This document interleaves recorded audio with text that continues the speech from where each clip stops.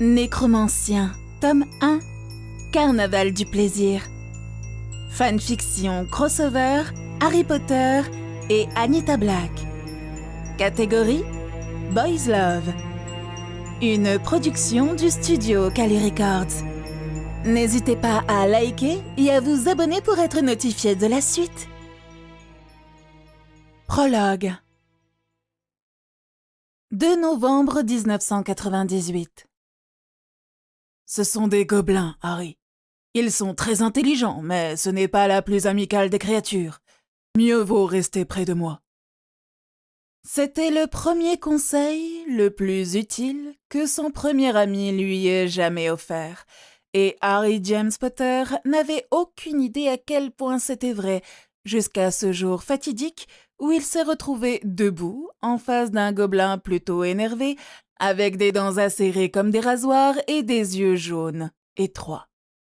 Son long nez tordu lui rappelait la façon dont le professeur Rogue le regardait lorsqu'il ne pouvait pas répondre à un problème rudimentaire de potions. Ce n'était même pas 6 mois après la guerre, et bien que le monde ait décidé qu'il était leur animal de compagnie le plus estimé de l'année, Harry avait dû faire face à ses propres problèmes ces derniers temps. Effectivement, il préférerait ne pas se confier à ses amis, et donc, quand on lui a envoyé une lettre officielle avec l'insigne de Gringotts sur le devant, on pouvait aisément parier que Harry ne souhaitait pas plus de problèmes dans sa vie déjà bien remplie. Son contenu n'a rien fait pour le soulager des souvenirs de la façon dont ils ont non seulement cambriolé l'endroit, mais aussi le fait qu'Harry avait jeté l'Imperio sur l'un des caissiers. Et donc, Harry était prêt à faire amende honorable et s'était attendu à payer plus de la moitié du contenu de son fonds en fiducie quand le gobelin dit quelque chose qui le prit par surprise. « Au nom de la nation gobeline, nous vous remercions pour votre contribution à une guerre dont personne ne prospérait. » Le visage de Harry devait montrer sa surprise, car le gobelin grinça des dents. « Notre économie a subi un coup dur pendant la guerre, que même nous, les gobelins, avons ressenti. Les comptes ont été épuisés jusqu'à la dernière noise, et les nez de moldus et les sang-mêlés ont fui la Grande-Bretagne, en toute hâte, emportant la dernière de leurs richesses avec eux. » Il poursuivit en ajoutant « Une guerre n'est efficace que si quelqu'un en profite. » Et ce n'était pas le cas. Bien sûr, les gobelins essayeraient de prospérer en temps de guerre. La plupart des entreprises l'ont fait. Il avait souvent entendu son oncle rire avec un air hautain de la façon dont une entreprise avait fait faillite ou avait été rachetée par Grunnings après avoir négocié un accord. Harry n'avait aucun goût pour ce genre d'affaires. Il s'en remettait à son amitié naissante avec un certain Serpentard aux cheveux blonds. « Monsieur, désolé, je suis juste surpris. Je pensais que j'avais des ennuis. » « Si l'économie n'avait pas vu un revirement soudain, Monsieur Potter, vous pourriez très bien l'être, » dit le gobelin, les dents jaunes clignotant à la lumière des torches. « Mais nous avons réussi à récupérer nos investisseurs et nos clients dans les premiers mois de la fin. Cependant, ce n'est pas pour cela que vous avez été amené ici. » Ce fut alors que le gobelin, dont Harry n'avait pas encore compris le nom, glissa un dossier en papier craft vers lui. Au recto, en grosses lettres majuscules dorées parfaites, était écrit « Dernière volonté et testament de Tom Marvolo Riddle Jr. » Abasourdi, les jambes d'Harry faillirent fléchir alors qu'il se penchait en avant, les mains posées à plat sur la surface en merisier du bureau alors qu'il le fixait.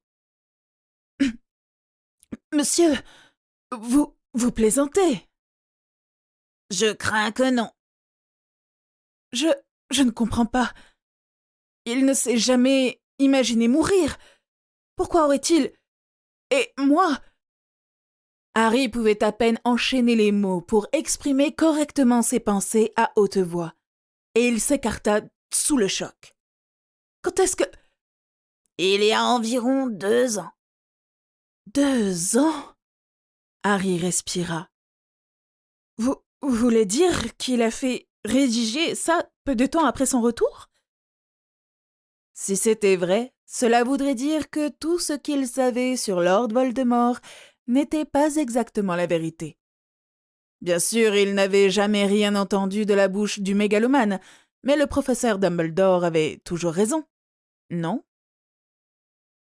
Pourquoi ferait-il cela s'il était si sûr de réussir et de gagner la guerre? Il serait le dirigeant de la Grande-Bretagne et… Je vais pas commencer à fouiller dans l'esprit d'un sorcier, en particulier celui-ci. Après quelques instants, le gobelin ajouta. Je ne l'ai pas lu. En fait, personne ne le peut. Même notre magie ne nous permettra même pas d'entrevoir son contenu. Ce testament est lié par le sang. Et vous seul, Monsieur Potter, avez le droit légal et magique de l'ouvrir. Je suggère, si vous voulez des réponses à vos questions, de le lire par vous-même. Harry s'assit lentement sur la chaise offerte devant le bureau et se pencha en avant. Il remonta nerveusement ses lunettes sur son nez. Il semble que l'ancien seigneur des ténèbres détenait beaucoup de biens et d'actifs. Les Lestrange, Selwyn et de nombreuses autres familles fidèles au seigneur des ténèbres lui ont tout donné, y compris le coffre-fort que vous avez volé, a déclaré le gobelin. C'est une autre raison pour laquelle on ne vous demande pas de dédommager vos actions. C'était une longue liste. Certains d'entre eux étaient des familles qui s'étaient depuis longtemps éteintes.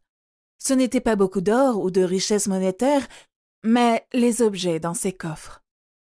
Certains étaient des livres et d'anciens parchemins dont Harry n'avait entendu parler que par des gens comme Dumbledore ou Hermione. Finalement, il atteignit la fin du dossier où il y avait une feuille de parchemin pliée à l'intérieur avec son nom dessus. Il posa le dossier et déplia la lettre pour voir qu'elle était vierge. Il la mit à plat sur le bureau. Il n'y a rien dessus? Le gobelin se pencha pour regarder. Intriguant. Peut-être qu'il n'a pas eu le temps de l'écrire. Alors, pourquoi était-il plié avec mon nom dessus? Harry se rassit, pensivement, puis ses yeux s'écarquillèrent lorsqu'il se souvint du journal et comment celui-ci fonctionnait. « Monsieur, puis-je avoir une plume et de l'encre? » Vous pensez à un message caché? Ce ne serait pas étonnant venant de Voldemort, dit Harry en dévissant le capuchon de l'encrier et en trempant la plume. Suspendant son geste, il hésita, prit une inspiration et nota. « Je m'appelle Harry Potter. » Comme dans le journal de Riddle, il attendit que l'encre noire coule dans le parchemin comme de l'eau à travers un drain. « Bonjour, Harry Potter. Je m'appelle Tom Riddle. » Et tandis que ces mots apparaissaient, d'un vert profond comme ses yeux, le bureau dans lequel il était assis disparut dans un tourbillon familier. Les pieds d'Harry touchaient un sol en acajou solide qui avait connu des jours meilleurs avec ses égratignures et ses planches lâches. Il était dans un très vieux manoir. Les murs avaient été autrefois blancs avec des panneaux de bois qui semblaient avoir jauni et s'écaillé dans les coins. Le lustre en toile d'araignée accroché au-dessus de sa tête avait l'air d'avoir été beau autrefois. Mais le temps n'avait pas été clément compte tenu de la ternissure noire et verte. Un feu dans l'âtre salle vacilla. « Bienvenue dans ma mémoire, Harry », dit une voix douce et soyeuse qui rampa comme une araignée le long de sa colonne vertébrale. Harry se tourna, et pour une raison quelconque, il s'attendait à voir un adolescent, Mais à la place, il était là, dans toute sa gloire grotesque, un seigneur des ténèbres très grand et redoutable, sans nez, avec des yeux rouges brillants comme ceux d'un chat. Il avait l'air de porter une lourde robe noire avec une capuche attachée. Ne laissez jamais dire que Voldemort n'avait pas le sens de la mise en scène. Derrière lui se trouvaient 2 fauteuils vert foncé avec une table surplombée de livres. Harry fut impressionné par le détail d'un tel souvenir et devint immédiatement suspicieux. « Est-ce une autre de vos âmes ?» demanda-t-il d'un air dubitatif. « Oui et non », dit Voldemort, et Harry cligna des yeux alors qu'un lent sourire narquois glissait sur son visage pâle sans lèvres. Malgré le visage grotesque devant lui, il leva les yeux pour rencontrer son regard, celui-là même qui hantait de nombreux cauchemars. Était-ce son imagination ou a-t-il vu quelque chose au-delà de la cruauté? Ce n'est pas aussi tangible. C'est plus un morceau d'esprit que j'ai imprimé. Une magie plutôt brillante, si je dois le dire moi-même. Bien sûr que vous le diriez, dit Harry, incapable de s'empêcher de sourire. Arrogant et narcissique était définitivement un trait de caractère de Voldemort. Alors, ça vous dérangerait d'expliquer pourquoi moi? C'est pourquoi je suis ici. Je ne pensais pas qu'une lettre suffirait, et ainsi vous pourrez me poser toutes les questions que vous jugerez appropriées. Et parce que l'esprit ne peut pas mentir, vous aurez toutes les réponses que vous cherchez tant qu'il y aura de la magie dans le parchemin. Harry pensa à ce que Voldemort venait de lui dire. « Vous êtes un zombie ?» Il ne sait peut-être pas grand-chose sur la nécromancie, parce qu'elle est illégale, et même en parler pourrait susciter des soupçons. Cependant, Harry vivait dans une maison sombre, pleine de grimoires illégaux, et la famille Black était, à tout le moins, assidue pour fournir les meilleures références à la bibliothèque familiale. Dans un sens spirituel, je n'ai pas de corps à moi. J'ai perdu mon droit de posséder un corps quand je l'ai jeté, dit Voldemort comme s'il parlait du temps qu'il faisait. Je ne comprends pas. Bien sûr que non. Cette école est aussi inepte qu'un craquemolle, ricana-t-il froidement. Vous ne savez rien.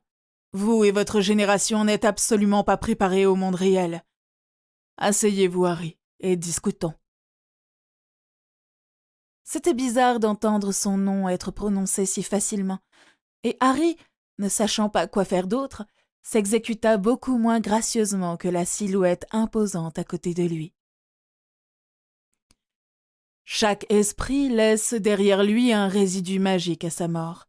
J'ai simplement imprimé ma magie et l'âme qu'il me restait dans ce morceau de parchemin pendant l'un de mes bons jours avant ma mort, afin qu'il soit plus fort. C'était comme s'il savait qu'il était en train de mourir. « Pourquoi m'avez-vous laissé un testament ?» demanda Harry. Par-dessus tout, c'était la seule question à laquelle il avait besoin d'une réponse. « Pourquoi moi ?» ajouta le jeune homme. Beaucoup de réponses à cette question.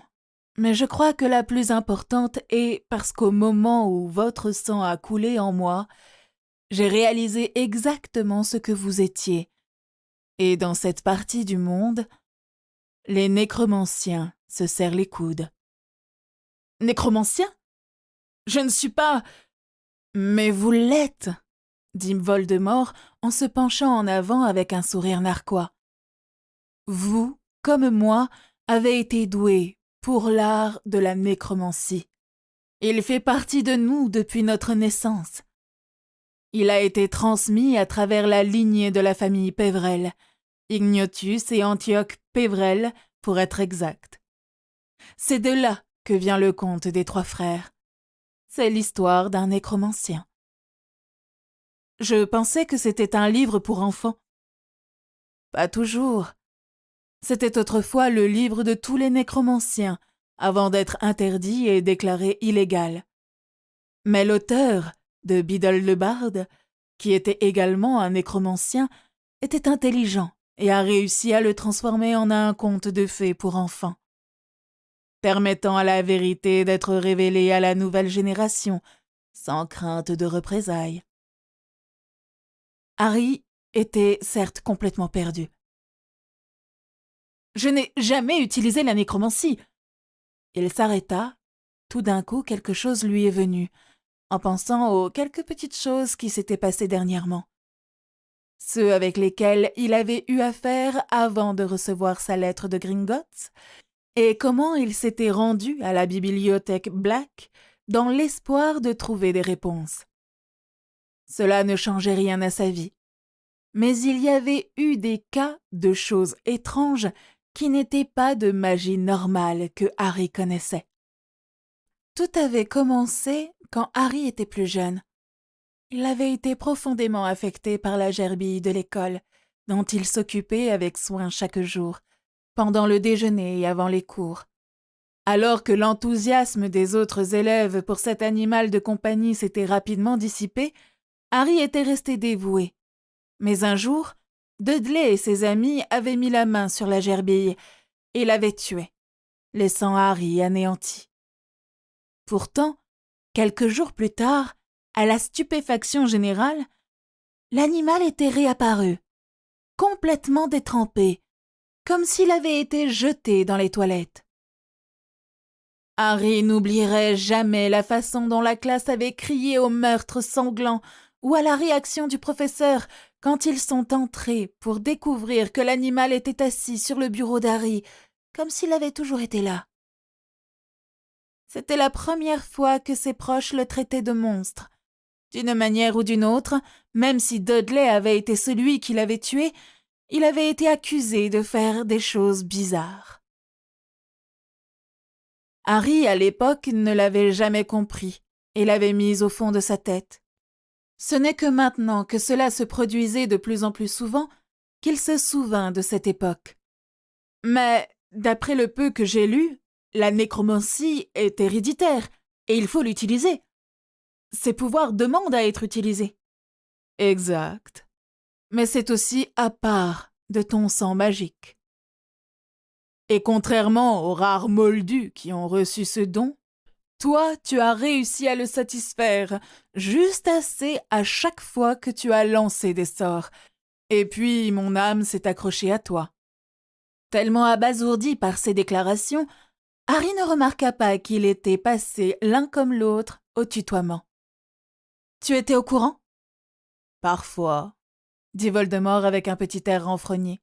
« Qu'est-ce que tu veux dire, parfois ?»« Soit tu le savais, soit tu ne savais pas. » Réponds à une question, Harry. De quoi te souviens-tu le plus de moi? En plus d'être un bâtard assoiffé de sang, bien sûr. Harry voulait en rire, honnêtement. Entendre Voldemort se qualifier de bâtard assoiffé de sang était hilarant. Tu étais fou? Correct. Ton sang m'a donné quelques moments de clarté. Ceux dans lesquels mon intellect pouvait survivre. Mais il y avait plus de moments dans lesquels j'oubliais toute raison et logique. J'étais un cadavre en décomposition, et la partie logique de moi, ces rares moments où j'étais conscient, savait que j'étais en train de mourir. Je n'avais pas de professeur pour me dire que les Horcruxes sont la mort d'un nécromancien naturel, mais même si j'en avais eu un, je l'aurais probablement tué de toute façon. Pas d'excuse? Aucune. Je n'excuse pas mes actions. Tu as tenté de me tuer tout de même. Et je le ferais encore si je marchais sur la terre, a-t-il simplement dit. Tu étais sur mon chemin vers ce que je voulais, bien que je me demande parfois si les choses auraient pu être différentes. Au tout début, j'avais des objectifs qui ne concernaient pas la crucifixion de toute une lignée pour quelque chose qu'elle ne pouvait pas gérer. Ma soif de pouvoir et la haine que je ressentais pour le monde étaient trop fortes, et à chaque Horcrux que je créais, je croyais que j'étais à un pas de l'immortalité. Je n'avais aucune idée que je sombrais dans la folie. C'est comme être un alcoolique, où vous vous évanouissez et quand vous reprenez vos esprits, Vous n'avez aucune idée de ce que vous avez fait. Alors tu as concocté cela pendant un rare moment de clarté? Tu savais que j'allais... Me vaincre? Oui, dit Voldemort. Harry fronça les sourcils. Je ne l'ai pas fait. Pas vraiment. Tu l'as fait toi-même. Tu sais, si tu m'avais laissé seule, que tu aies tué mes parents ou non, je n'aurais probablement pas été mêlée à tout cela. Peut-être, dit Voldemort en tapotant ses doigts sur son menton. Mais on ne peut pas raisonner avec la folie. Tu n'as pas l'air fou maintenant, observa Harry en se penchant en arrière pour le regarder. Tu sembles normal. Voldemort renifla. Vraiment? C'est ce que tu appelles normal? Il agita une main devant son visage. Harry haussa les épaules. Qu'est-ce que je sais quand il s'agit d'être normal? En effet, la normalité est relative. Littéralement, plaisanta Harry. Il ne pouvait s'empêcher de se demander ce que cela aurait été de rencontrer un Tom Riddle adulte avec une bonne logique et des capacités de raisonnement. J'aurais probablement aimé que tu... Et au grand choc d'Harry, l'homme rejeta sa tête en arrière et rit. Oui, j'étais un peu charmeur quand j'étais plus jeune, je dois l'admettre. Ta nature humble se montre, grogna-t-il, faisant rire l'homme encore plus. Donc, en substance, je suis un nécromancien et c'est pourquoi tu m'as tout légué. Tu savais que ce n'était qu'une question de temps avant de vraiment mourir? Mais pourquoi pas les Lestrange? Je veux dire, ils étaient tes partisans les plus ardents. Voldemort ne dit rien pendant plusieurs longs instants, et Harry détourna son regard de l'expression réfléchie et regarda dans le foyer vacillant. Des ombres étaient projetées sur les surfaces du vieux bois par le feu. Où sommes-nous de toute façon? Manoir Riddle. Je pensais que je l'aurais peut-être reconnu. Reconnu? Dans mon sommeil pendant ma 4e année, a déclaré Harry. Je n'ai pas vraiment compris alors. Pourquoi es-tu ici? Ça a l'air horrible. C'est le seul lieu de réconfort pour un seigneur des ténèbres comme moi. Et pour répondre à ta question, je t'ai choisi, Harry, parce que tu mérites la vérité sur ce que tu es. Tu mérites d'embrasser ce que tu es pour ne pas devenir comme moi. Harry tendit le cou une fois de plus pour regarder le Seigneur des Ténèbres, qui avait franchement l'air abattu et fatigué. C'était comme s'il avait un fantôme suspendu au-dessus de lui. C'est aussi ma façon de rembourser une dette que je te dois. Tu m'as ramené à la vie, aussi courte fût-elle, et bien que je t'y ai forcé, tu as quand même joué un rôle, et la magie l'a reconnu. Tu trouveras dans la liste des objets le caveau d'Antioche Pévrel, qui est répertorié. Tu dois te pencher sur la nécromancie et étudier, parce qu'il y a bien une chose que tu ne veux pas, c'est que tes pouvoirs se retournent contre toi, comme j'ai dû le subir à cause d'une erreur stupide. Un Horcrux? Je n'en ferai jamais. Non, tu ne le feras pas. Seul quelqu'un de fou et de désespéré irait jusque-là, dit Voldemort avec un sourire narquois. Je parle d'accidents. Des accidents qui pourraient te causer des ennuis. Tes pouvoirs ont un besoin inhérent d'être utilisés de manière constructive. Sinon, tu risques que l'inévitable se produise. Comme soulever accidentellement quelque chose qui est mort? Ou tuer quelque chose qui ne l'est pas. Tes pouvoirs font plus que ressusciter les morts, Harry. Autant que je déteste être d'accord avec le ministère, ou n'importe quelle partie de la société, la nécromancie est de la magie noire. C'est une magie noire naturelle qui n'a pas été fabriquée, mais aucune quantité de lumière magique ne lui fera jamais changer de couleur. Je ne veux pas ressusciter les morts. Je ne veux voir personne que je connais une fois qu'il a été enterré. Je l'ai fait une fois avec cette bague, mais c'est uniquement parce que je pensais que j'allais mourir. Et pourtant, tu es assis, ici, bien vivant. Seul un nécromancien pouvait survivre à la mort comme tu l'as fait. Pourquoi ma moitié folle ne l'a pas remarqué et au-delà de la raison? Eh bien, tu étais fou. Et n'as-tu pas dit qu'il était impossible de questionner la folie? Tu m'as écouté, Harry. Je t'assure, j'écoute quand je dois ou quand je veux. Mais n'ai-je pas survécu à l'Avada Kedavra parce que j'avais une partie de ton âme? Non, tu vois, la malédiction meurtrière prend l'âme. L'âme entière se déchire et quitte complètement le corps. Cela se produit instantanément, et c'est pourquoi il est utilisé pour la création d'Horcrux. Cela empêche également un cadavre de revenir à la vie, car il n'y a plus d'âme à qui faire appel. Cela aurait dû prendre toute ton âme, y compris le petit morceau que j'ai laissé en toi. Mais ce n'était pas le cas. En fin de compte, je suppose que tu pourrais dire que la nuit où je suis revenu du chaudron, nous avons conclu un pacte de nécromancien. Je serais probablement encore en train de déambuler sur cette terre si je n'avais pas essayé de te tuer. Pourtant, tu essayerais encore. C'est probable. Harry Ray, j'aimerais que plus de gens soient aussi directs que toi. Je pense que je préférerais cette qualité rafraîchissante aux milliers de cercles dans lesquels j'ai été envoyé auparavant. Toi et la plupart de ceux qui ont rencontré un certain vieil homme barjot, fronça les sourcils Voldemort.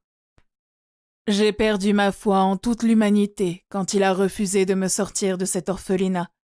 J'ai su alors que, quoi qu'il arrive, je devais toujours prendre soin de moi. Parfois, j'aurais aimé avoir ce mémo. Mais je pense qu'il est beaucoup trop tard maintenant. Oui, gamin, plein d'abnégation que tu es, dit Voldemort d'une voix traînante. Heureusement ou malheureusement, ce sacrifice de soi t'a permis d'accomplir quelque chose dont je ne pouvais que rêver. Ah oui? Et quoi? Vivre. Alors qu'ils plongeaient tous les deux dans un silence solennel, Harry se remit à regarder le feu à nouveau. Puis, que se passe-t-il quand je quitte ce souvenir, ou quoi que ce soit? Toute la magie s'estompera, et mon esprit aussi. Tu devais connaître la vérité sur tes pouvoirs afin qu'ils ne deviennent pas incontrôlables. Je te suggère d'apprendre, et rapidement. Tu as beaucoup de squelettes dans ton placard, Harry. Beaucoup de morts aimeraient bien revenir te voir, et si tes pouvoirs de nécromancien ne sont pas utilisés, tu pourrais très bien les revoir. J'essaierai. Ce n'est pas comme si je pouvais envoyer un hibou à un tuteur à proximité sans être envoyé au détraqueur. Ce qui lui fit penser. Les détraqueurs font-ils partie de la nécromancie? Voldemort hocha la tête. Oui, sinon comment penses-tu que j'ai réussi à les commander? Alors pourquoi est-ce que je réagis si négativement? Rejet. Intrinsèquement, tu as rejeté tes pouvoirs. Ce qui t'a également fait rejeter les détraqueurs. Ils ont été créés pour servir de serviteurs aux nécromanciens, car ils aspirent l'âme et la logent dans leur corps. Et ainsi, lorsqu'ils disparaissent ou meurent, l'âme est libérée. Tu en sais beaucoup. Je suis un seigneur des ténèbres. Harry ricana. Je suppose que oui. Mais tu sais que tu aurais pu être enseignant. Ce rêve s'est envolé il y a longtemps, Harry, dit Voldemort. Mais je te remercie. C'est un grand compliment. Je me demande ce qui aurait changé si tu avais été autorisé à enseigner, si tu n'avais pas été rejeté. Voldemort haussa les épaules. Ça ne sera jamais le cas, donc il ne sert à rien de s'y attarder. Bien sûr, mais s'y attarder, comme tu dis, a du bon. Tu peux peut-être empêcher que cela n'arrive à quelqu'un d'autre, par exemple. N'est-ce pas ce que tu fais avec moi? Il s'attendait, pendant un moment, à ce que Voldemort lui assène une réflexion cinglante, mais contre toute attente, l'homme sourit. Tu es beaucoup plus intelligent qu'on ne le croit, Harry. Je te suggère de commencer à utiliser ton cerveau pour prendre tes propres décisions. Ne laisse personne d'autre le faire à ta place. Harry passa ses doigts dans ses cheveux noirs et gratta un peu la cicatrice qui ne semblait jamais s'estomper. « Ouais, j'ai appris il y a des années que si je passe pour un idiot, je suis tranquille. Plus je suis intelligent, plus j'ai tendance à avoir des problèmes. » En effet. Harry savait que la conversation et son temps avec Voldemort étaient presque terminés, alors que la magie dans l'air commençait à picoter, et la pièce dans laquelle ils étaient assis devenait un peu ondulée. « Y a-t-il quelque chose que tu regrettes, mis à part les Horcruxes et toutes les évidences de ne pas vivre ou gagner la guerre ?» Voldemort tapota ses longs doigts fins sur le bras de la chaise. « Je pense que ce que je regrette le plus, c'est d'avoir donné raison à ce vieil homme. Pendant les rares moments de clarté que j'ai acquis, j'ai souvent regretté de n'avoir jamais connu et de ne jamais connaître l'amour. Je l'ai méprisé et détesté, mais maintenant, plus je suis vieux et plus je suis de l'autre côté. Je me demande si l'amour aurait pu changer les choses. » Son cœur se serra en entendant Voldemort sonner si mélancolique. Et ce soupçon de nostalgie caché dans sa voix froide fit ressentir tant de choses à Harry. « On dirait que notre temps est écoulé. Je te suggère de commencer la série Fondation. Tu trouveras les parchemins au-dessus d'un classeur gris dans le coffre-fort. » Harry se leva et se tourna vers Voldemort qui se tenait debout avec lui. « Merlin, tu es un géant !»« Et tu es une crevette. Qu'en est-il ?» Voldemort sourit. Harry secoua la tête. « Ouais, eh bien, il n'y a pas beaucoup de soleil dans un placard. » Voldemort fronça les sourcils. « Tu me ressembles plus que je ne l'aurais pensé. »« J'ai toujours su cela, » dit Harry. « Je l'ai su au cours de ma 2e année, lorsque j'ai parlé à ta version plus jeune dans le journal. Le chapeau voulait que je sois Serpentard après tout. » « En effet. »« Mais, tu sais quelque chose ?» Harry continua. Il sentit qu'il devait le dire avant que la magie ne disparaisse. Son cœur battait plus fort maintenant et ses paumes étaient moites. « Je pense que si tu avais été le toi d'aujourd'hui, j'aurais pu tomber amoureux de toi. » C'était comique comme il pouvait surprendre l'esprit du Seigneur des Ténèbres. L'homme baissa son menton sur sa poitrine pour mieux le regarder. « Tu plaisantes ?»« Non, » dit Harry. « Je ne plaisante jamais sur les choses sérieuses. Peux-tu t'accroupir un instant ?»« Pourquoi ?»« Fais-le !» Harry souffla, et Voldemort baissa la tête pour qu'il soit presque au niveau des yeux. Et à la surprise de l'esprit, Harry l'embrassa sur la joue. Voldemort lui lança un regard noir.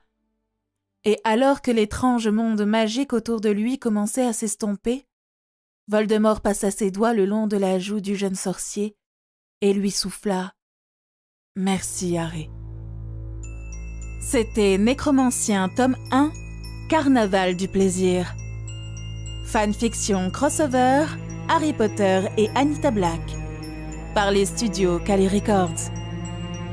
Abonnez-vous pour être notifié de la suite.